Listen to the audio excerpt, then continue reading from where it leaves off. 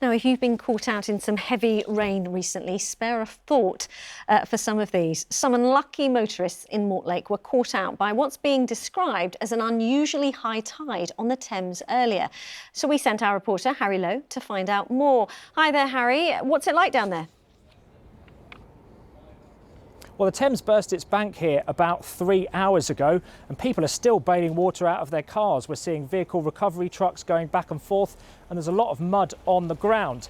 The Environment Agency has issued a flood alert along the Thames that stretches from Putney Bridge down towards Hampton and Thames Ditton, and that's to warn of flooding and to avoid low-lying footpaths. A little bit earlier on, we spoke to Monty, who works in the local area, and he said it's the worst he's ever seen.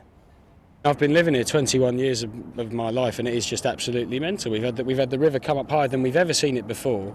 It's come up with flooded cars in the area. We've had, no one's been able to walk along the towpath for about half a mile. It is an absolute nightmare getting around, especially people trying to drive around and get around towards like Chiswick Bridge area. Around the roads, it is just a nightmare. We've had cars flooded, engines have been flooded. The blinkers are going off. We've had alarms going off all day.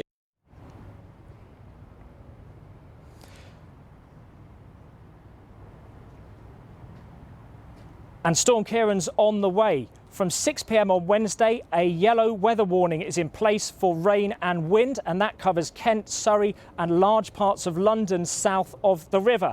That means there's possible disruption to public transport, flooding to homes and businesses, and some roads may be cut off. For people here, when it ends at the end of Thursday, they'll certainly be hoping to avoid a repeat of today.